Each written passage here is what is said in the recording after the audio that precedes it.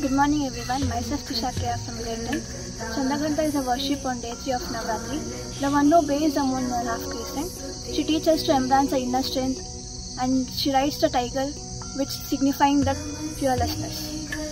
ಚಂದ್ರಘಂಟ ದೇವಿಯನ್ನು ಮೂರನೇ ದಿನ ಪೂಜಿಸಲಾಗುತ್ತದೆ ಮತ್ತು ಅವಳು ಶಾಂತಿ ಮತ್ತು ಶಾಂತತೆಯನ್ನು ಪ್ರತಿನಿಧಿಸುತ್ತಾಳೆ.